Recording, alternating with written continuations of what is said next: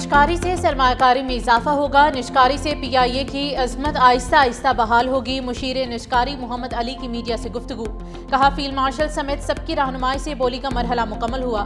حکومت کا کام کاروبار کرنا نہیں، اب تک پی آئی اے کے 100 جہاز ہونے چاہیے تھے۔ قومی ایئر لائن کے آپریشنل 18 میں سے 12 طیارے لیز پر ہیں۔ قومی ایئر لائن سالانہ 40 لاکھ مسافروں کو سہولت فراہم کرتی ہے۔ اداروں کی نجکاری کا عمل 20 سال پہلے شروع ہوا۔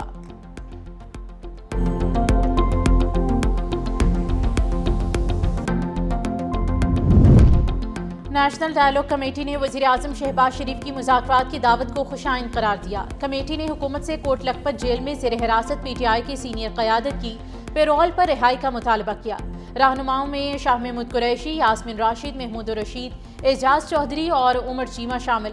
کمیٹی کا کہنا ہے کہ رہائی سے رہنما مذاکراتی عمل میں مؤثر کردار ادا کر سکیں گے۔ محمود مولوی، عمران اسماعیل اور فواد چودھری کا رد عمل بھی سامنے آ گیا۔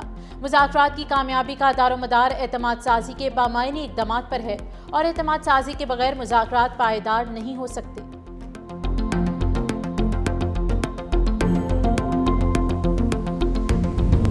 متحدہ عرب امارات کے صدر محمد بن زائد ال نہیان 26 دسمبر کو دورے پر اسلام آباد پہنچیں گے۔ ذرائع کے مطابق دورے کے دوران صدر محمد بن زائد وزیر اعظم شہباز شریف دیگر اہم حکومتی شخصیات سے ملاقات کریں گے۔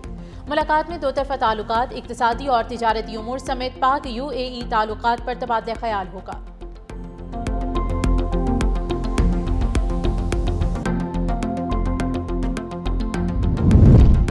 صدر آصف علی زرداری کی کربلا میں روضہ حضرت امام حسین اور حضرت عباس پر حاضری، دونوں مقامات پر صدر نے فاتح خوانی کی اور نوافل ادا کیے۔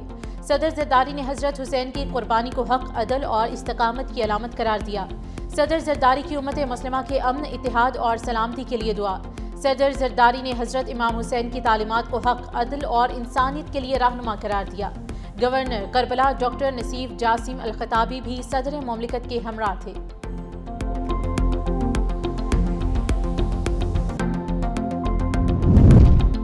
سائبر کرائم جدید دور کا بڑا خطرہ ہے۔ سندھ حکومت عوام کے تحفظ کے لیے اقدامات کر رہی ہے۔ وزیر اعلیٰ سندھ سید مراد علی شاہ کا سائبر کرائم کے خلاف عالمی دن پر پیغام، کہا آن لائن دھوکہ دہی اور ہیکنگ سے بچاؤ کے لیے آگاہی سب سے مؤثر ہتھیار ہے۔ نوجوانوں کو سائبر سیکیورٹی اور ڈیجیٹل ذمہ داری سے متعلق شعور دینا وقت کی ضرورت ہے۔ آن لائن فراڈ، جعلی سرمایہ کاری اور ڈیجیٹل اسکیم سے عوام کو محتاط رہنا ہوگا۔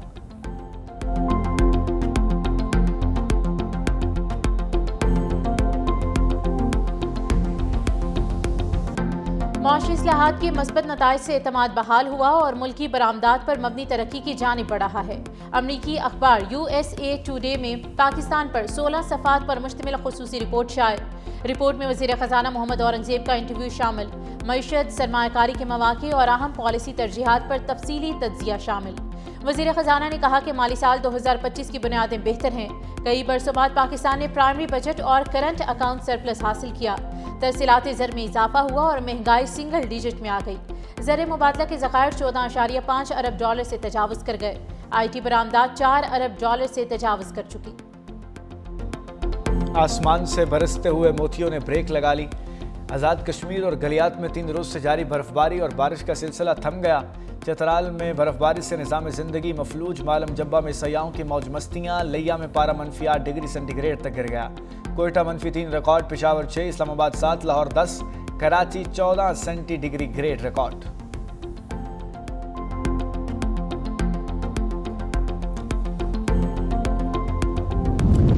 Commander royal Bahrain naval force کا نیول ہیڈ کوارٹرز اسلام آباد کا دورہ۔ آئی ایس پی آر کے مطابق نیول چیف ایڈمرل نوید اشرف سے رائل بحرین نیول فورس کے کمانڈر کی ملاقات۔ باہمی دلچسپی کے امور، علاقائی بحری سلامتی پر تبادلہ خیال، بحری تعاون اور دفاعی اشتراک بڑھانے کے امکانات پر غور۔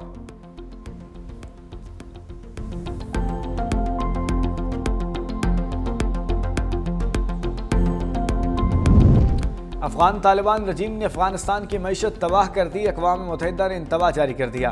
رپورٹ کے مطابق 2025 کے اوائل میں جی ڈی پی میں 6.5% کمی، بے روزگاری 75% اور 3 کروڑ سے زائد افراد شدید غربت کا شکار ہیں۔ افغانستان عالمی بینکاری نظام سے باہر ہے اور انسانی حقوق کے بغیر طالبان کی مالی یا قانونی حیثیت نہیں۔ اقوام متحدہ نے کہا کہ ٹی ٹی پی اور داعش خراسان افغان سرزمین سے دہشت گرد کارروائیوں میں سرگرم ہیں۔ اقوام متحدہ کی رپورٹ میں پاکستان کا موقف درست ثابت۔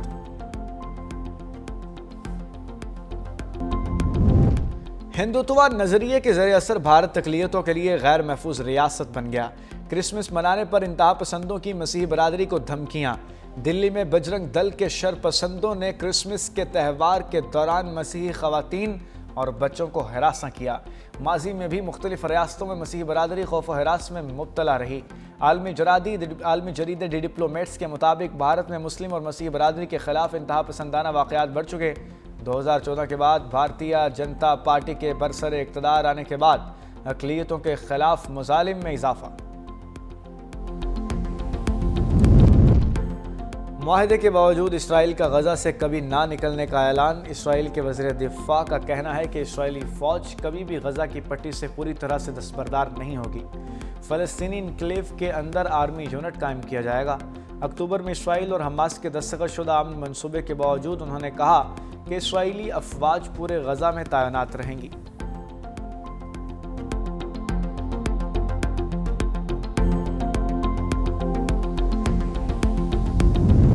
اسرائیلی افواج کی مغربی کنارے میں خون کی ہولی پرتشدد کارروائی میں 24 افراد کو زخمی کر دیا گیا۔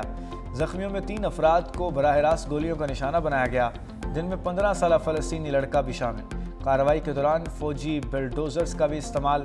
درجنوں اسرائیلی فوجی مرکزی شاہراہوں اور رہائشی علاقوں میں تعینات۔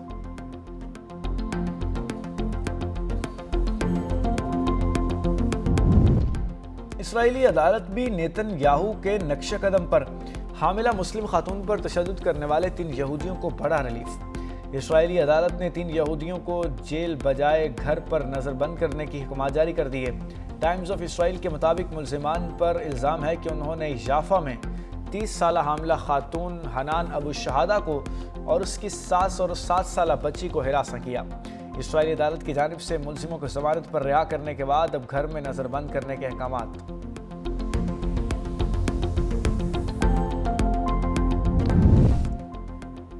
ایران کے جوہری پروگرام کے حوالے سے سلامتی کونسل کا اہم اجلاس میں دونوں ممالک کے مندوبین کے درمیان جھڑپ۔ امریکی صدر ڈونلڈ ٹرمپ کے مشرق وسطیٰ کے لیے نائب مندوب مورگن اورٹاگس نے کہا کہ وہ براہ راست مذاکرات کے لیے اب بھی تیار ہیں۔ شرط یہ ہے کہ ایران میں یورینیم کی افزودگی نہیں ہوگی۔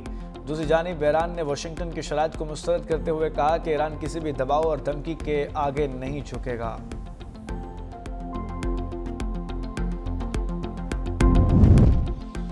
آسٹریلوی کرکٹر عثمان خواجہ کی فیملی کو سوشل میڈیا پر نسل پرستانہ اور مذہبی تعصب کا سامنا۔ سڈنی کے بونڈائی بیچ فائرنگ کے بعد شدت پسندوں نے عثمان خواجہ کی 9 عمر بیٹیوں کو نشانہ بنایا۔ عثمان خواجہ کی اہلیہ رچل خواجہ نے توہین آمیز اور نفرت انگیز پیغامات شیئر کرتے ہوئے کہا، یہ نفرت انگیز ماضی میں بھی رہی ہے لیکن حالیہ دنوں میں بڑھ گئی ہے۔ مشکل اوقات میں اقلیتی کمیونٹیز کو اجتماعی نفرت کا سامنا کرنا پڑتا ہے۔